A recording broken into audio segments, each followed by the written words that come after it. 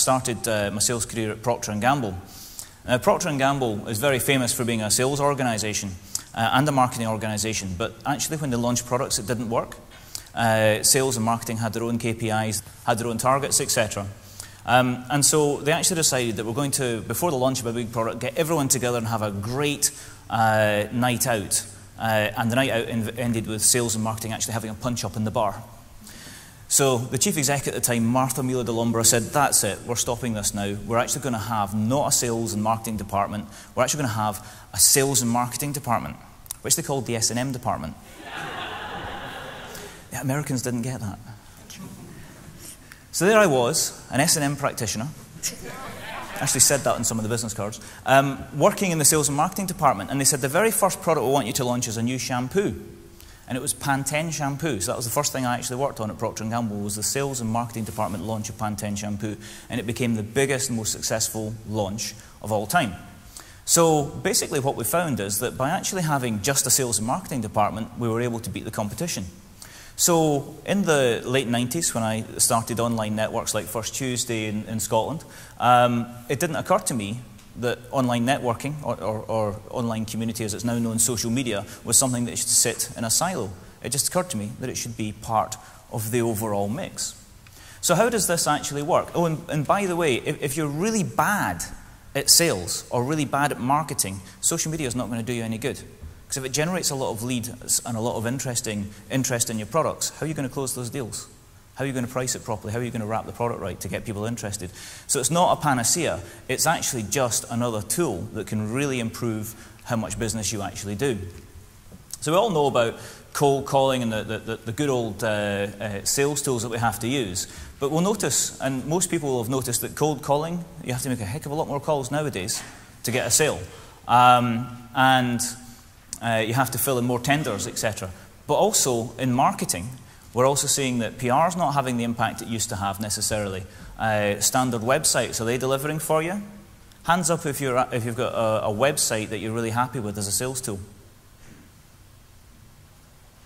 Okay, hands up if you're not happy with your, I just want to make sure you're still listening to me. Hands up if you're not happy. Yes, right, okay, most people. Good. So uniformity and not being happy was something I needed to double check there. So there's a diminishing marginal returns for investment here. And likewise, business development. How many people have heard that exhibitions, the sales team come back and they say, you know, sometimes it's the other exhibitors are the most valuable people you meet. That means the exhibition didn't work. Yeah, that's not the point of it. You can network with them. You don't need to buy a stand. So how does social media actually fit in with this? Well, we've all heard of the tools, Twitter, Facebook,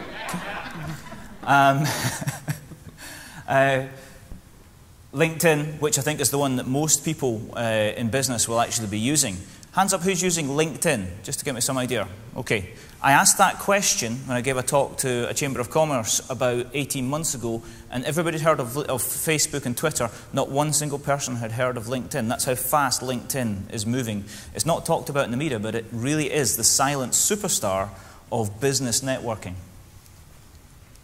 Well, and Ning is for running your own online communities, etc. And Facebook, we didn't put the logo up, and if anyone wants to ask the question afterwards, I'm more than happy to tell you why I don't advise Facebook usage for most of my clients. But people are using Facebook, marketing people, big brands, Adidas, etc. They find it very useful, Nike. And people are starting to understand the role, as I was explaining, of blogs in terms of if you have an expert positioning, if being seen as being more knowledgeable than your competitors is something that matters to your sales process, blogging is very, very important to your business. Lots of people are starting to use LinkedIn, although there's an awful lot of people out there using LinkedIn in the wrong way, because you'll get an awful lot of LinkedIn consultants telling you that they can get you 1,000 connections and they just send out lots of invites. It actually doesn't work, and it makes you look a bit stupid, actually. So don't fall for that. You've got to build your own network. And websites are starting to become more social, and I'll talk about that a little bit. So what is this spot in the middle? What do you actually call that? Well, I'm a consultant, so I've made a name up for it, as we tend to do. I call it intelligized marketing.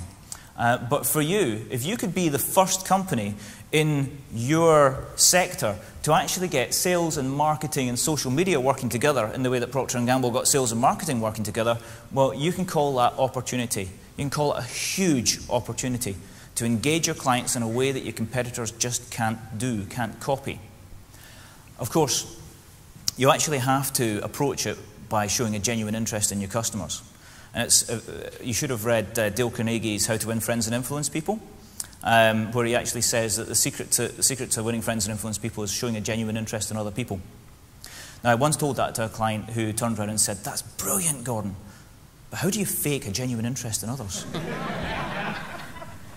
Didn't stay my client for very long. Okay, so it's an opportunity, and you may have heard how Dell have sold £5–6 million worth of computers on Twitter, etc., but they're not working in that space. They're not working in that fantastic converged sales, marketing, and social media space. They're doing well on Twitter. There is a huge opportunity, and it will turn into a gold rush. And I'm a little bit worried, just as we were hearing before, Scotland's behind in e-commerce. We've got to make sure we don't, as an economy, fall behind in use of social media or in use of social media marketing. Because social media is one thing, social media marketing is something completely different.